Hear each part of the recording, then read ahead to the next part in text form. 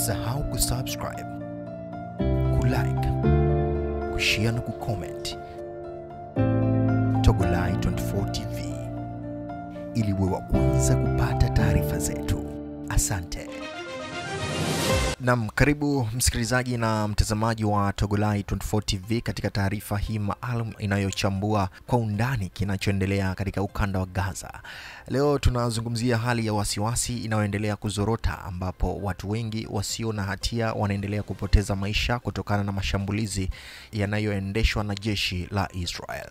Kwa mujibu wa taarifa iliyotolewa mapema hii leo na shirika la habari la Palestina Wafa, takriban watu 28 wameuawa katika mashambulizi ya anga yaliyofanywa na Israel usiku wa kuamkia leo katika maeneo mbalimbali ya ukanda wa Gaza.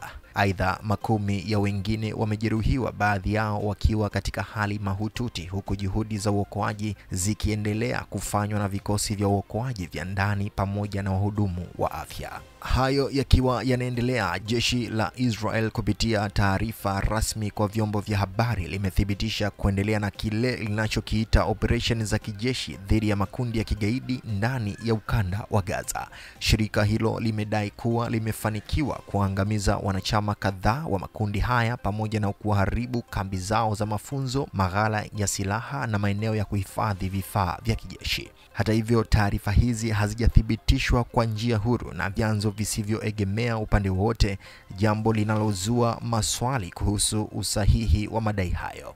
Aidha, mashirika ya kutetea haki za kibinadamu na jamii ya kimataifa yamekuwa yakieleza wasiwasi mkubwa kuhusu raia wa kawaida kuendelea kuwa wahanga wakuu wa mashambulizi haya. Vita vya sasa katika ukanda wa Gaza vimechochewa na shambulio kubwa lililofanywa na kundi la Hamas pamoja na wanamgambo wengine dhidi ya raia wa Israel mnamo tarehe 7 Oktoba mwaka 2023.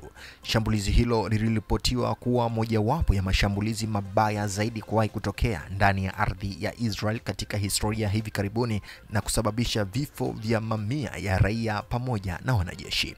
Tangu wakati huo, Israel imejibu kwa mashambulizi makubwa ya anga, ardhini na kwa kutumia vifaru, ikielekeza mashambulizi yake kwa kile kinachoitwa miundombinu ya ugaidi ndani ya Gaza.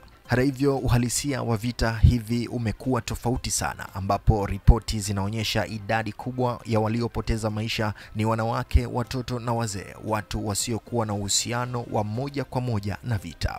Kwa mujibu wa mamlaka ya afya ya ukanda wa Gaza ambayo inadhibitiwa na Hamas, vita hivi vimesababisha vifo vya zaidi ya Wapalestina 53,000 tangu Oktoba 2023 hadi sasa. Idadi hiyo ni ya kutisha na inaendelea kuongezeka kadri mashambulizi yanavyoendelea.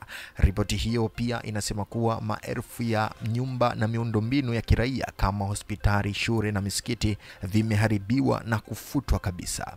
Kuhusu athari kwa binadamu, wakati hali ya kibinadamu ikiendelea kuzorota, mashirika ya misaada ya kimataifa kama vile Red Crescent na UNRWA yametoa wito wa haraka kwa pande zote mbili kusitisha mapigano na kuwezesha kuingizwa kwa misaada ya dharura. Kwa sasa, wakazi wa Gaza wanakabiliwa na uhaba mkubwa wa chakula, maji safi, dawa pamoja na huduma za msingi kama vile umeme na usafiri wa dharura kwa wagonjwa. Watoto wengi hawana tena fursa ya kwenda shule, familia zimefarakana na kuna hofu kubwa ya kusambaa kwa magonjwa kutokana na mazingira duni na miundombinu iliyoharibiwa. Katika baadhi ya maeneo, wagonjwa wanalazimika kutibiwa kwenye baraza au hata chini ya mti kutokana na uhaba wa vituo vya afya vinavyofanya kazi. Katika jumuiya ya kimataifa imeendelea kutoa matamko ya kulaani na kutaka suluhu ya kudumu kwa mgogoro huu. Umoja wa Mataifa kupitia Katibu Mkuu Antonio Guterres umetoa wito wa kuanzishwa kwa sitisho la mapigano la haraka na kurejeshwa kwa mazungumzo ya amani baina ya Israel na Palestina. Mashirika kama Human Rights Watch na Amnesty International yameitaka serikali kuzingatia sheria za kimataifa, hasa katika kuhakikisha kuwa raia hawaguswi katika mashambulizi ya kijeshi. Viongozi wa dunia kutoka mataifa kama Ufaransa, Afrika Kusini, China na Urusi pia wameeleza hofu yao na kutaka jitihada za haraka za kidiplomasia kuanzishwa. Kwa sasa hali ya Gaza ni tete na isiyo na uhakika. Maelfu ya familia zinaomboleza wapendwa wao, huku zikikabiliwa na hatari ya njaa, maradhi na hofu ya mashambulizi zaidi.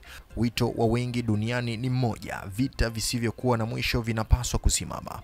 Maisha ya binadamu yanapaswa kupewa kipaumbele kuliko maslahi ya kisiasa au kisilaha. Kwa niaba ya timu nzima ya Togolai 24 TV tunakushukuru kwa kutufuatilia katika taarifa hii maalum. Tunaendelea kukujuza maendeleo yoyote mapya kuhusu mgogoro huu na mengineyo kadri yanavyotufikia. Tafadhali endelea kufuatilia channel yetu kwa taarifa zaidi. Usisahau kubonyeza button nyekundu iliyoandikwa subscribe na kuacha maoni yako chini ya video hii. Asante.